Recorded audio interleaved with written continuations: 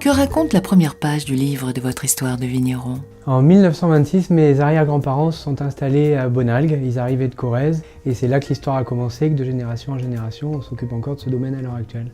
Quelle est votre étape favorite dans le processus de création de vos vins? Le métier de vigneron, c'est tout au long de l'année, c'est une somme de petits détails qui font qu'on arrive au vin qu'on a en tête. Je crois qu'il y a quand même un moment, si on doit en retenir un, c'est la période des vendanges. Ça concentre à la fois tout ce qu'on a fait de travail à la vigne, et tout ce qu'on commence à faire sur la matière première qui est le raisin. Donc si je dois garder qu'un moment, c'est celui-là.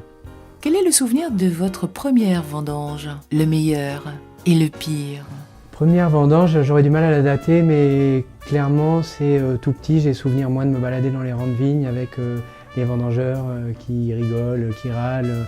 Moi je suis un peu la mascotte des vendangeurs parce que je dois avoir, je sais pas, 5 ou 6 ans, ça c'est le premier.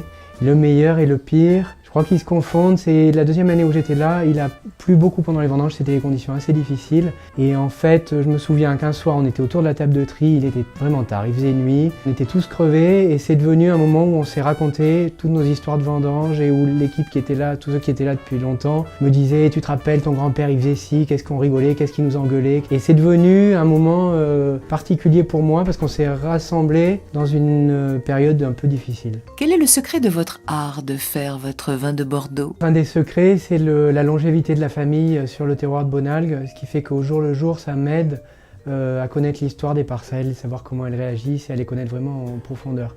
J'ai même des livres qui datent de la Révolution française et qui expliquent comment à l'époque ils géraient le vignoble. Quelle est l'histoire de votre étiquette? Sur l'étiquette, il y a 3 demi-lunes, l'étiquette de Bonalgues, 3 demi-lunes qui ont à voir avec les chevaliers de Malte qui sont passés par Pomerol. Et puis il y a également l'emblème de la propriété qui sont 2 animaux un peu mythiques qu'on a retrouvés dans les livres anciens de la propriété. Quelle est la date de naissance de votre cuvée préférée? Si je dois parler des millésimes anciens, sans doute Bonalgues 90. D'abord c'était le moment où moi je commençais vraiment à m'intéresser au vin et c'est le millésime qui m'a fait me dire que sans doute un jour ce serait mon métier. Et puis dans les millésimes récents, j'espère que 9 et 10 on a fait aussi bon que ça. Quel type de mets s'accorde le mieux avec votre vin? Moi j'aime bien la cuisine assez simple, ça peut être par exemple de la volaille rôtie et puis accompagné par exemple en ce moment c'est la saison des cèpes, ça accompagne très bien les arômes de Bonalgues et de nos merlots. C'est d'ailleurs ce qu'on va déjeuner à midi avec l'équipe des vendangeurs parce que c'est un plat de saison. Quel est pour vous le meilleur moment de dégustation? Il y a un moment que j'aime bien, c'est le dimanche avant le déjeuner. On se retrouve avec les copains et on a l'appétit qui commence à venir un peu. Et à ce moment-là, on a envie de s'ouvrir un bon vin rouge, de se raconter une histoire autour, et puis d'embrayer avec le repas où on va passer des heures à table. Quel est pour vous l'art de vivre à Bordeaux? Moi, mon bonheur, c'est tous les matins d'ouvrir les volets et de découvrir la vigne, qui est à la fois notre outil de travail, mais aussi notre lien avec la nature et puis notre passion.